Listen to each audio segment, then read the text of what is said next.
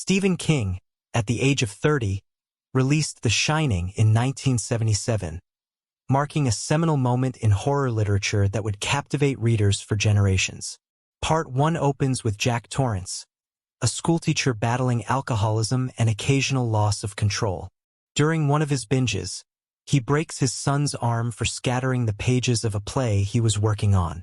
In another incident, he beats a student caught vandalizing his car, leading to his dismissal from the school.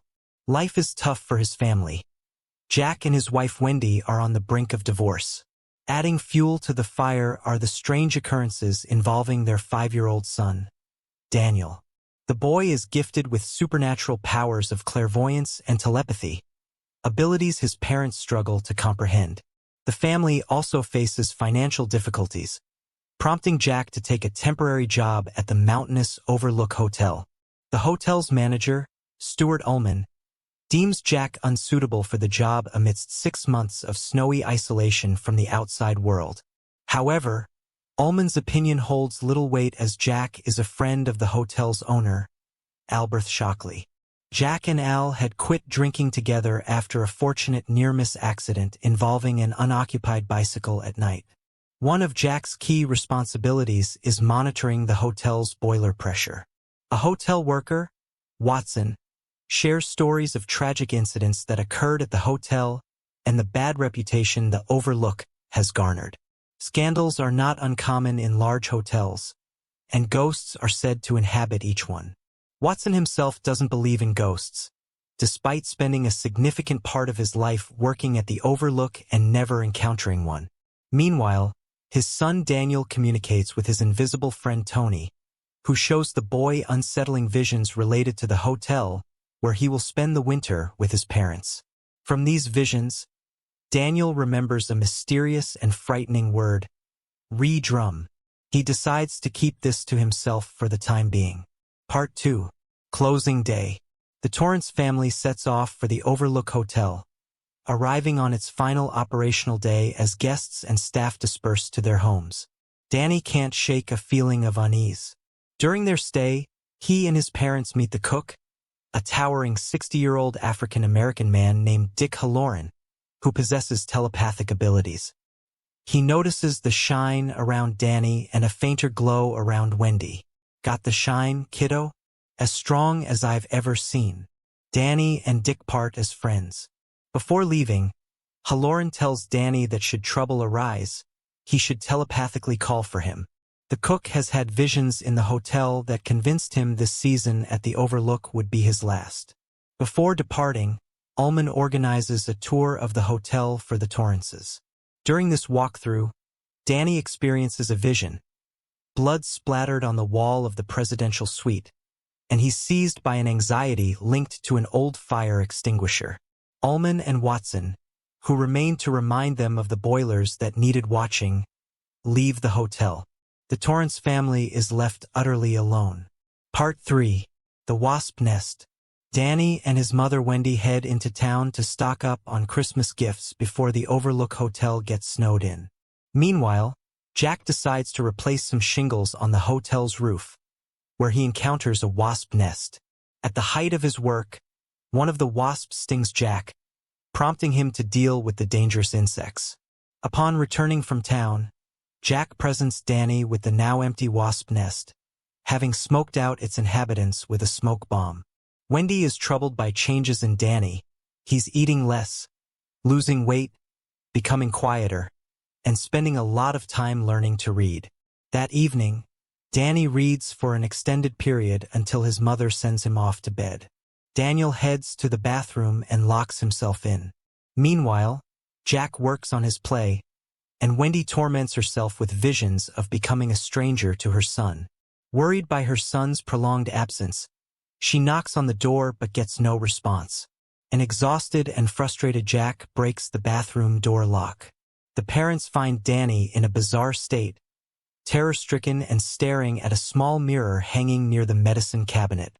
In an unexpectedly low, almost masculine voice, the boy utters disjointed words and phrases: Roque, tournament, strike, Roque mallet, two sides, strike, And that terrifying word, redrum.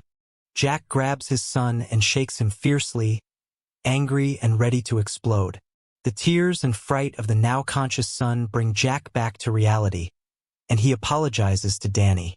Wendy takes her son to his room to calm him down. Jack enters Danny's room. The parents are about to leave when the boy asks his father to stay. He tells him about Tony's visit to the bathroom, who instructed him to lock the door and showed him a game of roquet. Danny asks his father about the confusing and frightening word redrum, but Jack does not know its meaning. Danny falls asleep, and the parents leave his room. Daniel dreams of being chased through the hotel's corridors by a roquet mallet-wielding pursuer, ending up cornered. As he wakes up terrified, he feels something crawling on his arm. Wasps. The malevolent insects begin to sting him. His screams bring his parents rushing. Jack carries Danny out of the bedroom while Wendy kills the attacking wasps, which had stung the boy 11 times. Jack photographs his son's arm and the nest, which, despite the applied smoke bomb, was teeming with wasps. The next day, the Torrance family heads to town, where Danny is seen by a doctor. Dr. Bill Edmonds takes an interest in the peculiarities occurring with Daniel, discusses them with the boy who confides in the doctor. At his request, he calls Tony, talks to him. Afterward, Dr. Bill speaks with the parents. He assures Jack and Wendy that nothing alarming is happening with their son and everything can be explained by psychological phenomena, advising them to consult a psychiatrist if any problems arise. On November 1st, while his wife and son are out, Jack, as usual, goes to relieve the boiler pressure. Out of curiosity, he looks through old papers in the boiler room and finds an album with newspaper clippings related to the Overlook. The hotel has a rich history, changing owners, many going bankrupt, a tragic accident, a mafia showdown resulting in murder. Everything had happened in this hotel. His wife's voice distracts him, and he hides the album, not understanding why. Jack calls Stuart Ullman to discuss the dark details of the Overlook's history. He is outraged that these facts were hidden from him, argues with the manager, threatens to write a book about the famous hotel with a dark past. He cannot explain his own behavior. Sometime later, Al Shockley calls Torrance. After nearly quarreling, they reach a compromise. Jack stays at the Overlook but doesn't call Ullman or write any books about the hotel. Jack harbors resentment towards his friend but still plans to write the book after his work is done. Wendy and Danny leave for town. Jack, while trimming the bushes, starts goofing around on the playground. Unexpectedly, he notices that the animal figures in the hedge maze change position each time he looks away, and then they begin to move. He closes his eyes, and everything disappears. Jack chalks it all up to hallucinations. Snow falls. The phone stops working, leaving the radio in Ullman's office as the only connection to the outside world. Danny breaks his promise to cook Halloran and enters room 217. His reflection nods at him from the mirror, making him realize something is in the bathroom. Danny enters and sees a corpse, dead for more than a day. The woman rises. The boy tries to escape but can't open the door. Part 4. In the grip of snow. Jack and Wendy fall asleep, with Jack haunted by dreams of his father. He awakens in a daze, turns on the radio, and hears his father's voice urging him to kill Danny. Overwhelmed, Jack smashes the device, severing their last link to the outside world, save for the snowmobile hidden behind the shed. Wendy arrives, searching for their son. Nearly arguing, they band together to find Danny, discovering him with a vacant stare and bruises around his neck. Wendy accuses Jack, who is battling hallucinations. Danny shares everything he's seen with his parents. Jack checks room 217, finding it empty but is spooked by sounds from the bathroom and the shadowy outline of a figure behind the shower curtain, prompting him to flee. He tells Wendy and Danny that the room was empty. That night, Jack is tormented by a nightmare where he kills his son. In the garage, Jack gets the snowmobile operational as Wendy insists they use it to take Danny away, agreeing with her despite his reluctance. While fixing the snowmobile, Jack is consumed by an irresistible desire to stay, impulsively throwing a crucial part far into the snow. Danny plays near the playground, which Dick had warned against. He's buried in snow, then chased by animal-shaped hedges. Struggling, he makes it to the porch. He tells his parents everything. Jack tries to convince Danny it was a hallucination, but Danny knows his father is aware of the truth and confronts him. Jack slaps his son and immediately apologizes, not understanding his own actions. Wendy admits her own feelings of guilt over the events. Their night is disrupted by the hotel's operational elevator. Despite Wendy's protests, Jack investigates, pushing her aside and insisting it's an electrical short. But Wendy retrieves serpentine, confetti, and a mask from the elevator. Jack looks on indifferently, leading Wendy to realize the overlook is corrupting her husband.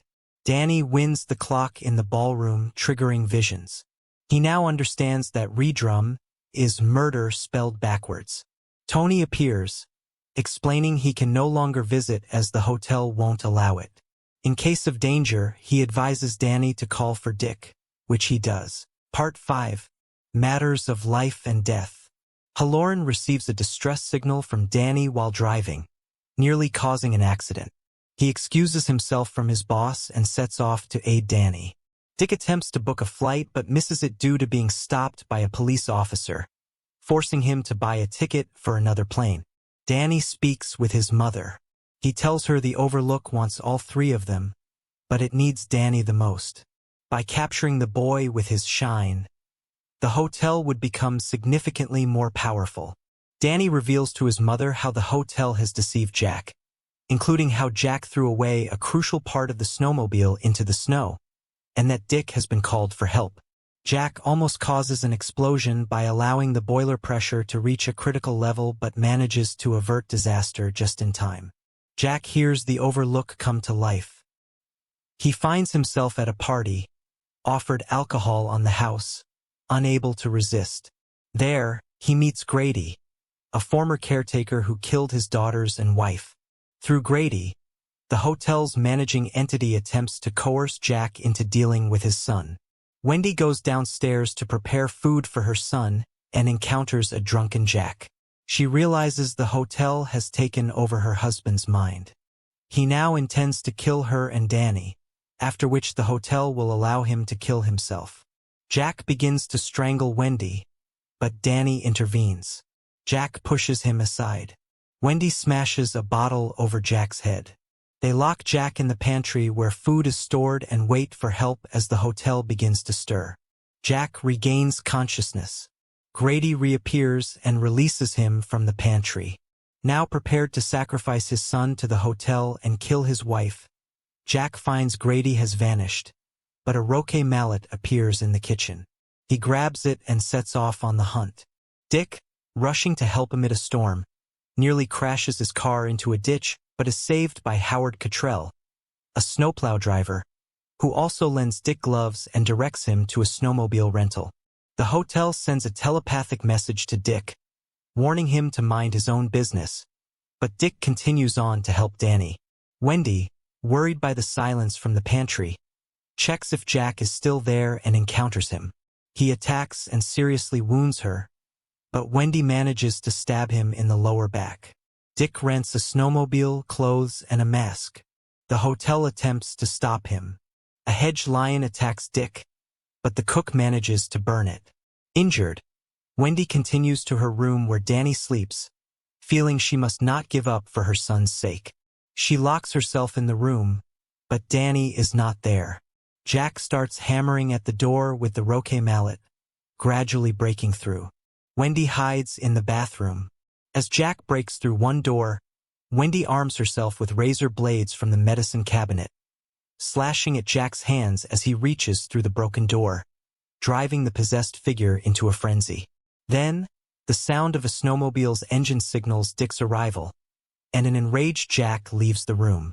Dick Halloran enters the hotel and follows a blood trail to the caretaker's apartment, fearing he's too late. Jack, lying in wait, attacks Dick, beating him before setting off to find Danny.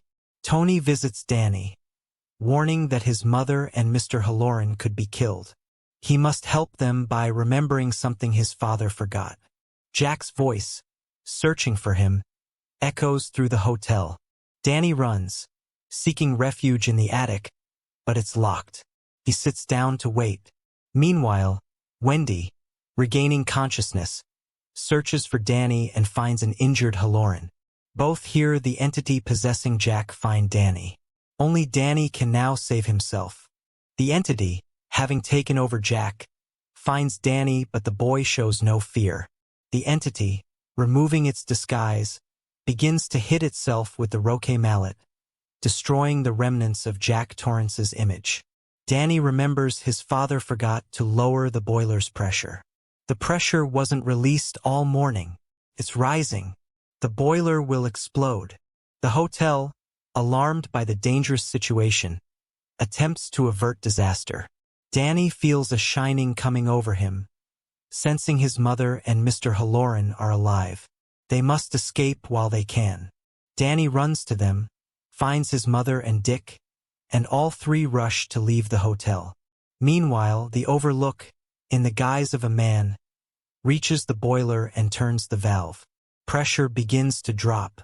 The entity exclaims in joy, but prematurely. The boiler explodes, sending the hotel into the air. The hotel, alarmed by the dangerous situation, attempts to avert disaster. Danny feels a shining coming over him, sensing his mother and Mr. Halloran are alive. They must escape while they can. Danny runs to them, finds his mother and Dick, and all three rush to leave the hotel. Meanwhile, the Overlook, in the guise of a man, reaches the boiler and turns the valve. Pressure begins to drop. The Danny and Wendy find themselves outside in the winter without warm clothes, left behind in the hotel. Dick wants to retrieve warm blankets or horse blankets from the shed, which they had dumped there. But the hotel tries to take control of him, yet Dick escapes. The trio sets off and soon encounters other snowmobiles, which bring them warm clothing, brandy, and Dr. Edmonds. Dick helps them find lodging, and Elle offers Wendy a job. Wendy and Danny want to forget the Overlook, but can't help remembering the husband and father they've lost forever. Entity exclaims in joy, but prematurely. The boiler explodes, sending the hotel into the air. Thank you for listening. I'd love to hear your thoughts and opinions, so please don't hesitate to drop a comment below.